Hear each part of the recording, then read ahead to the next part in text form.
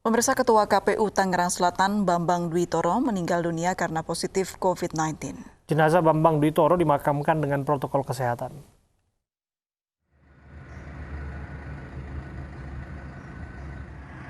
Para pelayat mengantarkan jenazah Ketua KPU Bambang Duwitoro ke tempat peristirahatan terakhir dengan protokol kesehatan.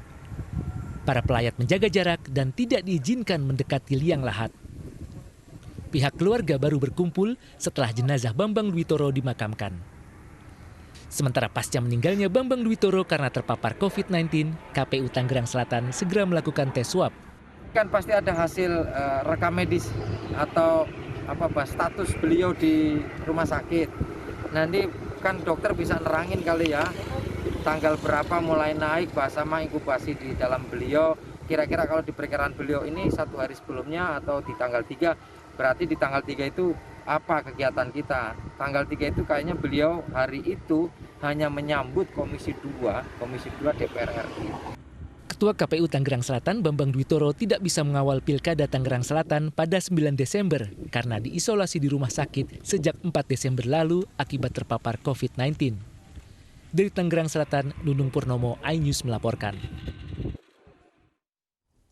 Kasus COVID-19 terus bertambah, begitu juga kematian akibat corona. Saat ini lahan pemakaman khusus di TPU Pondok Rangon untuk jenazah muslim sudah penuh dan tinggal tersisa makam untuk jenazah non-muslim.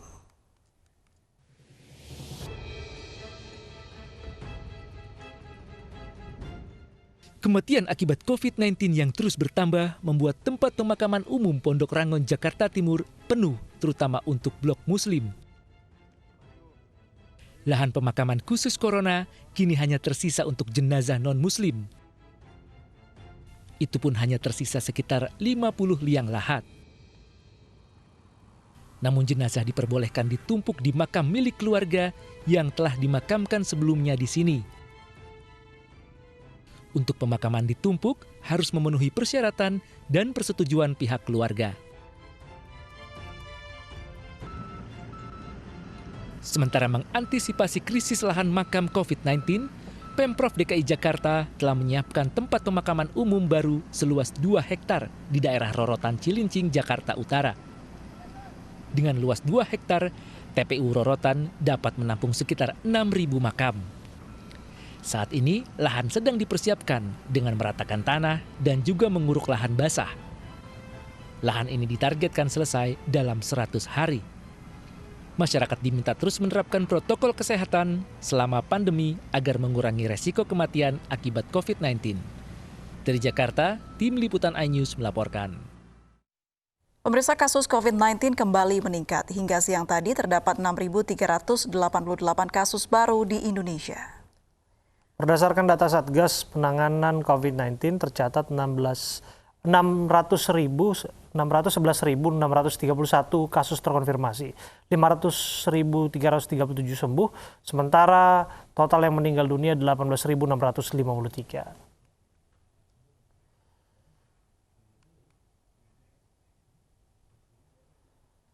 Kabupaten Jember, Jawa Timur bersiap menyambut uji coba pembelajaran tatap muka pada Januari mendatang. Fasilitas yang berhubungan dengan protokol kesehatan mulai dipasang.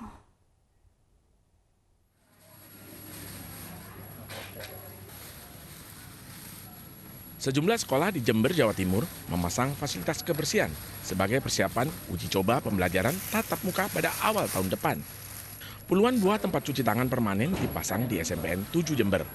Lokasi cuci tangan juga berada tak jauh dari kelas. Masing-masing berjumlah 2 buah untuk setiap kelas. Selain tempat cuci tangan, meja dan kursi di kelas juga telah diatur sedemikian rupa sesuai jarak aman protokol kesehatan. Sedangkan sistem pembelajaran di sekolah dilakukan secara bergantian. Jadi setiap kelas itu ada 2 tempat untuk cuci tangan. Itu setiap kelas. Kemudian di tempat-tempat yang lain seperti di kantin, kemudian untuk yang tempat BK dan lain sebagainya juga sudah disiapkan. Termasuk untuk ruangan kelas itu juga tempat duduknya nanti karena masuknya itu mungkin sebagian siswa yang masuk, maka bangku juga akan disiapkan sesuai dengan jarak yang artinya itu yang sesuai. Dinas Pendidikan setempat juga terus berkoordinasi dengan Satgas COVID-19 terkait uji coba pembelajaran tatap muka. Mengingat hingga kini Kabupaten Jember masih dalam status zona merah. Dari Jember, Bambang Sugiarto, iNews melaporkan. Ibu sedang susah merintih dan berdoa. Pemirsa, vaksin COVID-19 sudah datang, namun masih membutuhkan proses lagi sebelum disalurkan ke masyarakat. Karena itu, utamakan disiplin pada protokol kesehatan. Terapkan selalu 3M, memakai masker, menjaga jarak, dan mencuci tangan dengan sabun di air mengalir. Pemirsa, usai sudah kebersamaan kita dalam iNews sore hari ini, saya Aprilia Putri. Dan saya Abraham Silaban. Terima kasih atas kebersamaan Anda. Sampai jumpa.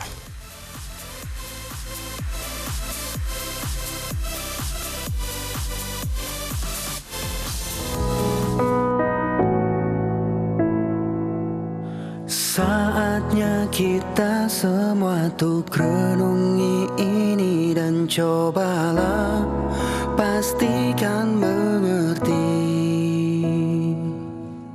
Lihat kembali ke dalam diri sendiri kesalahan yang kita lakukan. Kita manusia mungkin bisa menyesal karena semua telah terjadi.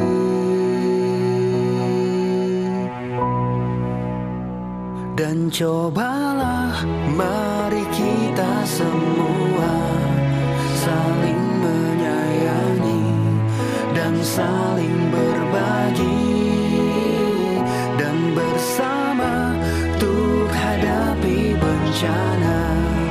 Kelak sambut pagi dan cerah mentari.